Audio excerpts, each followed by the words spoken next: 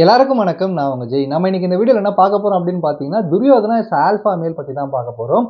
துரியோதனா அப்படின்னு சொல்லப்படுற கேரக்டர் மகாபாரத காவியத்துல ரொம்ப ரொம்ப இம்பார்ட்டன்ட்டான ஒரு கேரக்டர். மகாபாரதத்துல நடந்த குருஷேத்ரா வாரையே இன்ஃப்ளூயன்ஸ் பண்ண ஒரு கேரக்டர். அந்த குருஷேத்ரா வார் நடக்கிறதுக்கான காரணமான அந்த ஆக்டிவிட்டிய பண்ண ஒரு கேரக்டர் தான் அந்த துரியோதனா அப்படின்றத தெரிஞ்சுக்கங்க.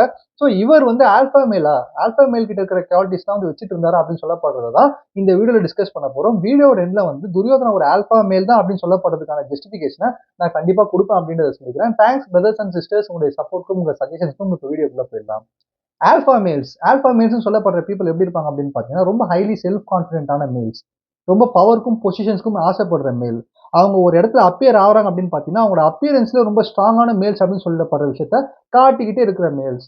ஒரு இடத்துக்கு அவங்க போறாங்க அப்படின்னு பாத்தீங்கன்னா, சுத்தி இருக்கிற பீப்புளோட மனசுல ஒரு பயம் இருந்துட்டே இருக்கும். இவங்க வந்துட்டாங்க, நம்ம ப்ராப்பரா இருக்கணும்னு சொல்லிட்டு இந்த ஆளுமை திறமை அப்படின்ற மாதிரி சொல்லுவாங்க. அது நிறைஞ்ச ஒரு ஆண்கள் தான் இந்த ஆல்ஃபா மேல்ஸ்ல இருக்கிற பீப்புள். அது மட்டும் இல்லாம நமக்கு என்ன வேணுமோ அந்த விஷயத்த பிளான் பண்ணி கட்டம் கட்டி அடையறதுல இவங்களுக்கு நிகர் இவங்க தான். எல்லாத்தையுமே தாண்டி ஒரு பெர்சன் கிட்ட வேலையை வாங்கிக்க கூடிய திறமை ஆல்ஃபா மேல்ஸ் மாதிரி யாருக்கிட்டயுமே இருக்காது. இந்த ஆல்ஃபா மேல் இந்த மாதிரியான குவாலிட்டிஸ் துரியோதனா கிட்ட இருந்ததா? ஃபர்ஸ்ட் ஆஃப் ஆல் துரியோதனா அப்படின்னு சொல்லப்படுற இந்த கேரக்டர் ஒரு வில்லனான ஒரு கேரக்டர் ஆச்சு. மகாபாரதம் எடுத்துக்கிட்டாலே ஒரு மோசமான வில்லன் ஆச்சு. இவர் கூட இவரை கம்பேர் பண்றோம் அப்படின்னு பாத்தீங்கன்னா, அப்ப ஆல்ஃபா மேல்ஸும் வில்லனா தான் இருப்பாங்களா அப்படின்ற மாதிரி கேட்டீங்கன்னா, இங்க யாருமே 100% வில்லன் கிடையாது. யாருமே 100% ஹீரோ கிடையாது. எல்லாமே பாக்குற பார்வையில் தான் இருந்துட்டு இருக்கு. துரியோதனா கூட 100% கெட்டவன் அப்படின்ற மாதிரி கேட்டீங்கன்னா, அவர்கிட்டயும் நல்ல குவாலிட்டிஸ் தான் இருந்துட்டு இருந்திருக்கு. ஈவன் தோ வில்லனா இருந்தாலுமே கூட சரி, சில இன்ஸ்பைரிங்கான குவாலிட்டிஸும் அவர் வச்சுட்டு இருந்திருக்காரு இந்த alpha male கைண்ட்ல. First of all Duryodhana அப்படின்னு எடுத்துக்கிட்டாலே நம்ம மைண்டுக்கு டக்குன்னு வருது அப்சல்யூட்லி வில்லாதி வில்லன் தான். ரொம்ப மோசமான ஒரு பர்சன் தான். சொந்த சகோதரர்களுடைய ஒரு மனைவியையே அசிங்கப்படுத்தின ஒரு பர்சன் தான். அட் த சேம் டைம் ரொம்ப ஸ்ட்ராங்கான ஒரு பர்சன். ரொம்ப கன்னிங்கான ஒரு பர்சன். கன்னிங்னா என்ன அப்படின்னு பார்த்தீங்கன்னா, தந்திரம். அதிகமான தந்திரம் தெரிஞ்ச பர்சன். இந்த தந்திரம் அப்படின்னு சொல்லப்படுற விஷயம் இவருக்கு எப்படி அதிகமா தெரிஞ்சுக்கணும் அப்படின்னு பார்த்தீங்கன்னா, இவருடைய தாய் மாமா சகுனி. சகுனி பத்தி சொல்லவே தேவையில்ல. ஒரு ராஜதந்திரி. எவ்வளவு பெரிய ஒரு கிங்டமா இருந்தாலுமே கூட சரி, வார் பண்ணி வின் பண்ண தேவையில்ல. நம்ம பிரெயின் வச்சு வின் பண்ணலாம் அப்படின்னு சொல்லப்பட்டு நினைக்கிற பர்சன். இவருடைய மூச்சு காத்து பட்டதால என்னவோ துரியோதனாவும் பயங்கர கன்னிங்கான ஒரு பர்சனாவும் மாறினாரு. துரியோதனாவை பொறுத்த வரைக்கும் one of the luckiest character அப்படின்ற மாதிரி சொல்லுவாங்க மகாபாரதத்துல. ஏன்னா மகாபாரதத்துல எடுத்துக்கிட்டு ஒரே ஒரு பர்சன் எல்லா சந்தோஷத்தையுமே அனுபவிச்சான் அப்படின்ற மாதிரி கேட்டீங்கன்னா நான் துரியோதனான்னு சொல்லுவேன். நான் ஏன் அதை அப்படி சொல்றேன் அப்படின்னு பாத்தீங்கன்னா, 2 முக்கியமான பீப்புளை கையில வச்சிருந்தாரு.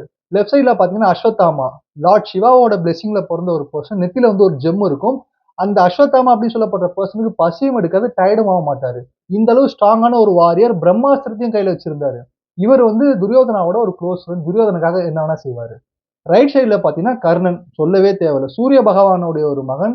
இவர் அடிச்சுக்கிறதுக்கான வாரியர் அந்த மகாபாரத குருஷேத்ரா வார்லயே யாருமே கிடையாது. ஈவன் தோ அர்ஜுனா கூட இவர் ஃபவுல் பண்ணி தான் வின் பண்ணார் அப்படின்ற மாதிரி காமிச்சிருப்பாங்க.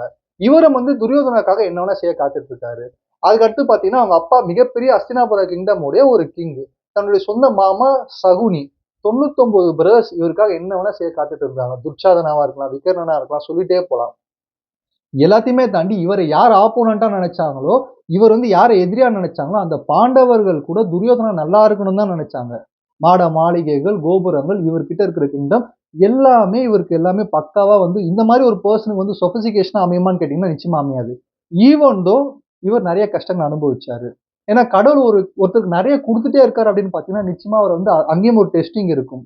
அது மாரி நெறைய குடுக்கும்போது கண்டிப்பா யாரா இருந்தாலுமே ஆடுவாங்க. துரியோதனனும் ஆடிட்டாரு. ஈவன் தோ இவர் ஆடுனா கூட இவர்கிட்ட இன்பில்டா இருக்கிற சில குவாலிட்டிஸ்லாம் பார்த்தீங்கன்னா, கொஞ்சம் இன்ஸ்பிரேஷனா ஆல்பாபெட் குவாலிட்டிலாம் இருந்துட்டு இருக்கு. அதுல ஃபர்ஸ்ட் விஷயம் என்ன அப்படின்னு பார்த்தீங்கன்னா, வார்ஃபேர் ஆக்டிவிட்டீஸ். ஒரு கிங்கோட இம்பார்ட்டன்ட்டான ஒரு விஷயம் என்ன அப்படின்னு பார்த்தீங்கன்னா, வார்ஃபேர் தான். போர்க்கலைகள கத்து வச்சுட்டு இருக்கணும்.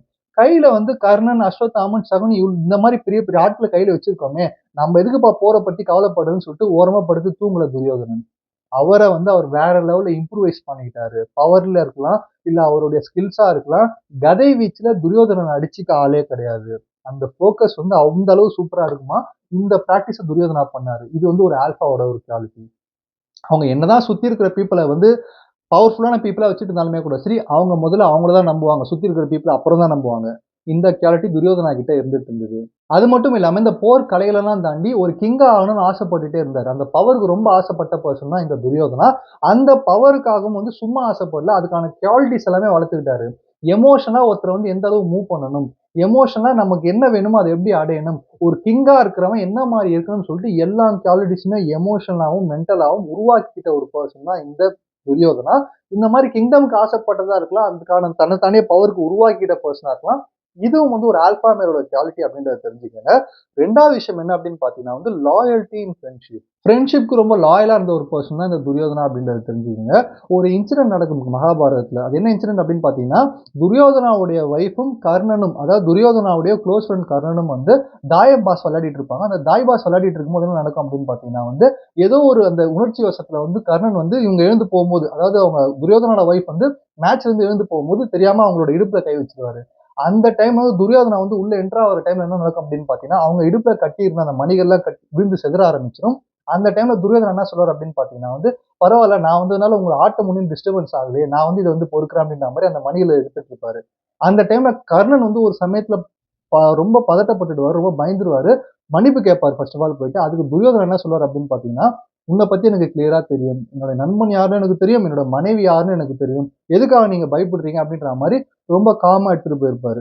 இந்த இடத்துல நம்ம 2 விஷயம் நோட் பண்ணணும். ஃபர்ஸ்ட் விஷயம் ஃப்ரெண்ட்ஷிப் மேல இருக்கிற லாயல்டின்னு ஒண்ணு இருக்கு. 2வது விஷயம் ஆல்ஃபா மேல்ஸ்க்கு ஒரு விஷயம் கிளியரா தெரியும். சுத்தி இருக்கிற பீப்பிளுடைய குவாலிட்டியா இருக்கலாம், கேரக்டரா இருக்கலாம், தெளிவா ஐடென்டிஃபை பண்ணி வச்சிருப்பாங்க. சுட்டு போட்டாலும், வெட்டி போட்டாலும் கர்ணன் தப்பே பண்ண மாட்டான் அப்படின்ற ஒரு கான்ஃபிடென்ட் வந்து துரியோதனா மைண்ட்ல அப்படியே செட் ஆயிட்டு இருக்கும். காரணம் ஒரு பெர்சன்ஸ் அவர் அனலைஸ் பண்ணி வச்சிருக்க விதம் அந்த மாரி இருந்திருக்கும். இதுவும் வந்து ஒரு ஆல்ஃபாவோட ஒரு குவாலிட்டி தான். சுத்தி இருக்கிற எந்த ஒரு பெர்சன் இருந்தாலுமே கூட சரி, அவங்களுடைய கேரக்டரையும், ஆட்டிட்யூடையும் பக்காவா மெஷர் பண்ணி வச்சிருப்பாங்க. அத மெஷர் பண்ணி வச்சுட்டு இருக்கிறதுனால தான், யார எங்க தட்டுனா என்ன வேலை நடக்கும் அப்படின்றது தெரியும். கர்ணனையும் அதுக்கு சில சமயத்துல யூஸ் பண்ணியிருப்பார் துரியோதனா. பிரம்மாஸ்திரம் நீ கத்துக்கிட்டே ஆகணும் அப்படின்னு சொல்லிட்டு, ஒரு பொய் சொல்லி பிரம்மாஸ்திரத்தையே கத்துக்க வைப்பார் கர்ணன. 3வது ஆல்ஃபா குவாலிட்டி என்ன அப்படின்னு பார்த்தீங்கன்னா, இது ரொம்ப இம்பார்ட்டன்டான ஒரு quality. No request, only orders. Alpha male கைண்ட்ல இருக்க மேல்ஸோட வாயிலிருந்து ஒரு வார்த்தை வருது அப்படின்னு பார்த்தீங்கன்னா, அது வந்து சாதாரண வார்த்தை கிடையாது. வாக்காவே இருக்கும். அந்த அளவு தன்னுடைய வேர்ட்ஸ்க்கு வந்து பவர சேர்த்து வச்சுட்டு இருக்க பீப்பிள் தான் இந்த ஆல்ஃபா மேல்ஸ். துரியோதனாவும் அந்த மாதிரியான ஒரு பெர்சனா தான் இருந்துட்டு இருக்காரு. அவர் ஒரு வேர்ட் சொல்றாரு அப்படின்னு பார்த்தீங்கன்னா, அது நடந்துரும். அதுக்கு எதிர்ப்பே கிடையாது. அந்த அளவான ஒரு விஷயமா இருக்கும். என்னன்னா ஒரு காரணம் அப்படின்னு பார்த்தீங்கன்னா, அவர் ஏதோ ஒரு விஷயம் வேணும்னு கேட்கிறாரு, ஏதோ ஒரு கிங்டம் வேணும்னு கேட்கிறாரு, இல்ல யாரையாவது எங்கேயாவது மாத்தணும், யாரையாவது அழிக்கணும்னா, அத செஞ்சு முடிக்கிறதுக்கு அஸ்வத்தாமாவா இருக்கலாம், கர்ணனா இருக்கலாம் ரெடியா இருப்பாங்க. இது வந்து அவர் மேல இருந்த பயத்தினால இல்ல, அவர் மேல இருந்த ஃப்ரெண்ட்ஷிப்னாலயும், அவர் மேல இருந்த லவ்னாலயும். அதே சமயத்துல அகைன் சகுனி. சகுனி சொல்லவே தேவையில்ல. துரியோதனாக்கு ஏதாவது ஒண்ணு வேணும் அப்படின்னு பார்த்தீங்கன்னா, அதுக்காக இவர் என்ன வேணா செய்வாரு. அப்போ அந்த வேர்ட்ஸ் அப்படின்னு சொல்லப்படுற விஷயம் துரியோதனா வாயிலிருந்து வருது அப்படின்னு பார்த்தீங்கன்னா, அத செஞ்சு முடிக்கிறதுக்கு இங்க ஒரு கூட்டமே இருந்தது. அந்த வேர்ட்ஸ் செஞ்சு முடிக்கிறது மட்டும் இல்லாம, அதுக்கு மரியாதை, ரெஸ்பெக்ட் வந்து அதிகமா கெயின் பண்ணி வச்சிருந்தாரு. இப்ப அவர் ஒரு விஷயம் திங்க் பண்றாரு அப்படின்னு பார்த்தீங்கன்னா, ஒரு விஷயம் பிளான் பண்றாரு அப்படின்னு பார்த்தீங்கன்னா, அத அப்படியே ஸ்கெட்ச் போட்ட மாரி நடத்திக்கிறதுக்கு ஒரு பெர்சன் என்ன தேவை அப்படின்னு பார்த்தீங்கன்னா, நமக்கு கீழ யார் இருக்காங்களோ, அவங்க நம்ம வேர்ட்ஸ வந்து அப்படியே கேட்கணும். இது வந்து சிறந்த எக்ஸாம்பிள் சொல்லணும் அப்படின்னு பார்த்தீங்கன்னா வந்து, இந்த உலகத்திலேயே ரொம்ப டாப்பான ஒரு ஆல்ஃபா மேல்னா நான் ஹிட்லர் ஆல்ஃபா மேல்ன்னு சொல்லுவேன். என்ன காரணம் அப்படின்னு பார்த்தீங்கன்னா வந்து, அவரும் இதே மாரி தான். தன்னுடைய வாக்குக்கு அவ்வளோ ஒரு பவர வச்சுட்டு இருந்தாரு. வேர்ட்ஸ்க்கு அவ்வளோ ஒரு பவர வந்து மெயின்டெயின் பண்ணி வச்சுட்டு இருந்தாரு. ஒரு முறை ஹிட்லர் என்ன பண்றாரு அப்படின்னு பார்த்தீங்கன்னா வந்து, ஒரு கப்பல்ல வந்து டூர் போயிட்டு இருந்துட்டு இருக்காரு. அந்த டைம்ல வந்து ஒரு டாக்டர் கேட்டிருக்காரு. "என்னப்பா என்ன நீங்க இவ்வளோ தூரம் வந்து ஒரு பவர்ஃபுல்லான பெர்சனா இருக்கீங்க. இந்த வேர்ல்டே வந்து நீங்க வந்து இன்ஃப்ளூயன்ஸ் பண்ணிட்டு இருக்கீங்க. உங்கள வந்து திரும்பி பார்க்க வச்சுட்டு இருக்கீங்க. இதுக்கெல்லாம் காரணம் என்ன?" அப்படின்னு கேட்கும்போது, "இதுக்கெல்லாம் காரணம் நான் இல்ல. எனக்கு கீழ வேலை செய்ற எம்ப்ளாயீஸ் மட்டும் தான். நான் என்ன சொன்னாலும் ஒரு வார்த்தை கூட கேட்காம என்னன்னு கேட்காம அப்படியே அந்த விஷயத்த செய்றவங்க தான் என்னோட எம்ப்ளாயீஸ் அப்படின்ற மாரி சொல்லியிருக்காரு. எப்படி இத நீங்க சொல்றீங்க அப்படின்ற மாரி கேட்கும்போது, அதுக்கு ஹிட்லர் என்ன பண்றாரு அப்படின்னு பார்த்தீங்கன்னா, இதோ இப்போ உங்களுக்கு ஒரு எக்ஸாம்பிள் காட்டுறேன் பாருங்க அப்படின்னு சொல்லிட்டு, சைட்ல இருந்த ஒரு எம்ப்ளாயி, அதாவது வந்து ஒரு கப்பற்படையில இருக்கிற ஒரு பெர்சன். அவர் வந்து கூப்பிடுறாரு. அவர் லெஃப்ட் ரைட்ன்னு வர ஆரம்பிக்கிறாரு. கடவுள் வந்து எனக்காக செத்து போ அப்படின்ற மாரி சொல்றாரு. அதே மாரி அந்த பெர்சன் கடவுள் வந்து இறந்து போயிடுறாரு. இந்த சைடுல ஒரு பெர்சன கூப்பிடுறாரு. கடவுள் வந்து எனக்காக செத்து போன்றாரு. அதே மாரி அந்த பெர்சனும் கடவுள் வந்து செத்து போயிடுறாரு. முன்னாடி ஒரு பெர்சன் நின்னுட்டு இருக்காரு. அவரையும் கடல்ல விழுந்து செத்து போ அப்படின்ற மாரி சொல்றாரு. அவரும் கடல்ல விழ துணிறாரு. உடனே டாக்டர் எப்பா போதும் போதும் இதுக்கப்புறம் யாரையும் கொன்னுடாதீங்க நிறுத்திடுறாரு. அந்த டைம்ல வந்து ஹிட்லர் சொல்றாரு, இதுதான் காரணம் நான் இவ்வளவு பெரிய ஆளா இருக்கிறதுக்கு அப்படின்ற மாரி சொல்றாரு. அப்போ அந்த டாக்டர் போய் அந்த ஃப்ரெண்ட்ல இருக்க பெர்சன்ட்ட கேட்கிறாரு. என்னப்பா அவர் தான் சொல்றாரு நீ வந்து விழுந்து சாக ரெடியா இருக்கியா அப்படின்னு கேட்கும்போது, அதுக்கு அந்த பெர்சன் என்ன சொல்றாரு அப்படின்னு பார்த்தீங்கன்னா, இவர் வந்து இவர் சொல்றத நான் கேட்கல அப்படின்னு பார்த்தீங்கன்னா, நாளைக்கு வந்து அவரே என்ன கொன்னுடுவாரு. அதுக்கு முன்னாடியே அவர் சொல்றத நான் கேட்டுக்கிறேன் அப்படின்ற மாரி சொன்னாராம். இது வந்து ஒரு காமெடியான ஒரு கதையா சொல்லுவாங்க. பட் இதுதான் இம்பார்ட்டன்ட். ஆல்ஃபா மேல்ஸ் உடைய ஒரு இம்பார்ட்டன்டான குவாலிட்டி என்ன அப்படின்னு பார்த்தீங்கன்னா, அவங்களுக்கு கீழ இருக்கிற பீப்பிள வந்து கரெக்ட்டா அவங்களுக்கு ஏத்தா மாரி ஆட வைக்கிற அந்த டேலண்ட் அவங்க கிட்ட இருந்துட்டே இருக்கும். 4வது ஆல்ஃபா குவாலிட்டி துரியோதனன் என்ன மெயின்டெயின் பண்ணிட்டு இருந்தார் அப்படின்னு பார்த்தீங்கன்னா, மேனேஜரியல் குவாலிட்டி. மேனேஜரியல் குவாலிட்டி தான் ரொம்ப ரொம்ப இம்பார்ட்டன்ட் ஆல்ஃபா மேல்ஸ்க்கு. ஆல்ஃபா மேல்ஸ பொறுத்தவரைக்கும் சண்டை போட்டும் ஒரு விஷயத்த சாதிக்க தெரியும். தன்னுடைய வாய் வார்த்தையிலும் சாதிக்க தெரியும். மைண்ட் கேம் விளையாடியும் சாதிக்க தெரியும். இந்த விஷயத்த வந்து பொசஸ் பண்ணிட்டே இருப்பாங்க. அது வந்து கீழ இருக்கிற பீப்பிள கண்ட்ரோல் பண்றது மட்டும் இல்லாம, அவங்களுக்கு மேல யாரா இருந்தா கூட அவங்களையும் கண்ட்ரோல் பண்ற டேலண்ட் வந்து ஆல்ஃபா மேல்ஸ் கிட்ட நெறைய இருந்துட்டே இருக்கும். இந்த விஷயத்த துரியோதனா செஞ்சாரு. அதாவது கர்ணன் அப்படின்னு சொல்லப்படுற விஷயம், கர்ணன் அப்படின்னு சொல்லப்படுற இந்த ஒரு வீரர் வந்து ஒரு வீரனா அடையாளம் காண்றதுக்கு முன்னாடி ஃபர்ஸ்ட் அவர் ஒரு வீரனா ரெகக்னைஸ் பண்ணது வந்து துரியோதனா தான். ஏன்னா வந்து ஒரு சாதாரணமான ஒரு தேரோட்டியோட மகனா இருந்தபோது, ஒரு கிரவுண்ட்ல இறங்கி என்னையும் வந்து டெஸ்ட் பண்ணுங்க. எனக்கும் வில் வித்தைலாம் தெரியும்னு சொல்லிட்டு சொல்லும்போது, துரியோதனா தான் அங்க சான்ஸ் குடுத்து, அது மட்டும் இல்லாம அவர ரெகக்னைஸ் பண்ணது மட்டும் இல்லாம, அங்க தேசம் அப்படின்னு சொல்லப்படுற தேசத்த வந்து கர்ணனுக்கு வாங்கி குடுத்தாரு அப்படின்ற மாரி சொல்றாங்க. இது கேட்கும்போது ஈஸியா இருக்கும். என்னப்பா கிங்கோட ஒரு சன்னு அதனால வாங்கி குடுத்துட்டாரு அப்படின்னு சொல்லிட்டு. ஆனா அது சாதாரணமான ஒரு விஷயம் கிடையாது. ஏன்னா பீஷ்மர்ன்னு சொல்லி ஒரு பெர்சன் இருக்காரு. இம்பார்ட்டன்ட்டான ஒரு பெர்சன் கவர்ன்மென்ட் அஃபேர்ஸ்ல. இந்த சைடுல வந்து விதுரன் அப்படின்னு சொல்லப்படுற அமைச்சர் இருக்காரு. இவங்க இவங்களோட அத்தாரிட்டீஸ், இவங்களோட அப்ரூவல்ஸ்லாம் வாங்கி தான் ஒரு கண்ட்ரிய ஒரு ஒரு தேசத்த வாங்கி இவர்ட்ட குடுக்க முடியும். கர்ணன் கிட்ட. இந்த விஷயத்த மேனேஜரியல் மைண்ட் கேம்ஸ் விளையாடி, தனக்கு மேல இருக்கிற டாப்பா இருக்கிற பீப்பிளையுமே வந்து கெஸ் பண்ணி, அவருக்கு என்ன வேணுமோ அத வாங்கி, தன்னுடைய நண்பன் கர்ணனுக்கு வந்து அங்க தேசம் அப்படின்னு சொல்லப்படுற தேசத்த குடுத்தவர் தான் துரியோதனன். ஸோ, இந்த மைண்ட் கேம் விளையாடி மேனேஜ் பண்ற குவாலிட்டில ஆல்ஃபா மேல்ஸ்க்கு நிகர் ஆல்ஃபா மேல்ஸ் தான். இந்த குவாலிட்டிய துரியோதனா வந்து வச்சுட்டு இருந்தாரு அப்படின்றத தெரிஞ்சுக்கங்க. ஸோ, ஃபைனலான குவாலிட்டி என்ன அப்படின்னு பார்த்தீங்கன்னா, யாருக்கும் ஃபாலோவர்ஸா இருக்க மாட்டாங்க ஆல்ஃபா மேல்ஸ். அவங்களால அவங்க தான் ஒரு அட்மையரான பெர்சனா மாரி மத்தவங்கள ஃபாலோ பண்ண வைப்பாங்க. இந்த விஷயத்த வந்து துரியோதனன் வேற லெவல்ல செஞ்சாரு அப்படின்ற மாரி கூட சொல்லலாம். அதாவது இவருக்கு கீழ இருக்கிறவங்கள ஃபாலோ பண்ண வச்சா கூட அதுல ஒரு ஒரு ஒரு ஓகே இதெல்லாம் வந்து ஒரு நார்மல் குவாலிட்டின்னு சொல்லலாம். ஆனா ஹோல் கிங்டமையே இவர ஃபாலோ பண்ண வச்சவர் தான் துரியோதனன். ஒரு மிகப்பெரிய பவர்ஃபுல் பெர்சனா இருக்கிற பீஷ்மரா இருக்கலாம். இவருக்கு பாடம் சொல்லிக் குடுத்த ஒரு டீச்சரா இருக்கிற துரோணாச்சாரியாரா இருக்கலாம். அது மட்டும் இல்லாம கர்ணன், அஸ்வத்தாமன் ஹோல் கிங்டமே வந்து இவருடைய அந்த ஒரு ஆக்டிவிட்டிக்கு இவர் செஞ்ச ஒரு தப்புக்கு இவர் பின்னாடி நின்னது. மொத்த பேரையும் பின்னாடி நிக்க வச்சாரு.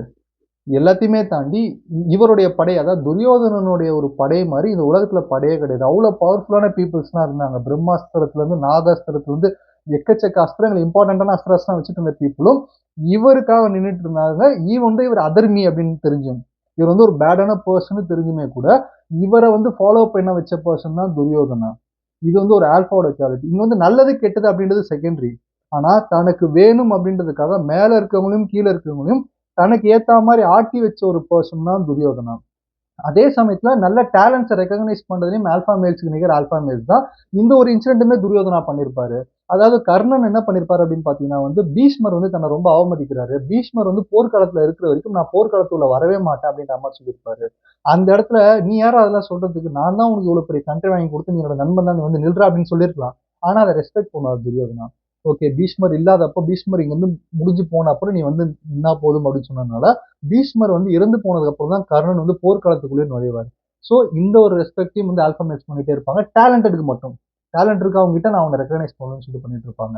ஸோ எண்டாவது வீடியோ நான் என்ன சொல்ல வரேன் அப்படின்னு பார்த்தீங்கன்னா, என்னதான் பவர் இருந்தாலுமே கூட சரி, ஃப்ரெண்ட்ஷிப் இருந்தாலுமே கூட சரி, டேலண்ட் இருந்தாலுமே கூட சரி, சுத்தி நல்ல பீப்பிள்ஸ் இருந்தாலுமே கூட சரி, துரியோதனால குருஷேத்ராவால ஜெயிக்க முடியல. அதுக்கான காரணம் என்ன அப்படின்னு பார்த்தீங்கன்னா, அவர் நின்ன சைடு வந்து ஒரு பேடான சைடு. ஒரு அதர்மம் செஞ்ச ஒரு பெர்சனா இருந்துட்டு இருக்காரு. ஸோ இததான் மகாபாரதம் சொல்லுது. என்னதான் ஒரு பெர்சன் கிட்ட எல்லா நல்ல குவாலிட்டிஸும், பவர்ஸும் இருந்தாலுமே கூட சரி, அவர் சைடு தர்மா இல்ல அப்படின்னு பார்த்தீங்கன்னா, நிச்சயமா அவர் தோத்துருவாரு. என்னதான் ஒரு பெர்சன் கிட்ட எதுவுமே இல்ல அப்படின்னாம எதுவுமே இல்லாத ஒரு பெர்சனா, ரொம்ப தனிமையான பெர்சனா, யாருமே பார்த்துக்க கூட ஆள் இல்லாத பெர்சனா இருந்தாலுமே கூட சரி, அவர் பக்கம் தர்மம் இருந்தது அப்படின்னு பார்த்தீங்கன்னா, நிச்சயமா அவர் ஷைன் ஆவாரு. இதுதான் மகாபாரதம் சொல்ற ஒரு முக்கியமான ஒரு கன்டென்ட். இருந்தாலுமே கூட துரியோதனா அப்படின்னு சொல்லப்படுறது வந்து ஒரு ஆல்பா குவாலிட்டிஸ் வச்சுட்டு இருந்த ஒரு பெர்சன். ஆனா என்ன கேட்டீங்கன்னா, அவர நான் ஒரு வில்லன் தான் சொல்லி இந்த வீடியோ முடிக்கிறேன். நன்றி, வணக்கம்.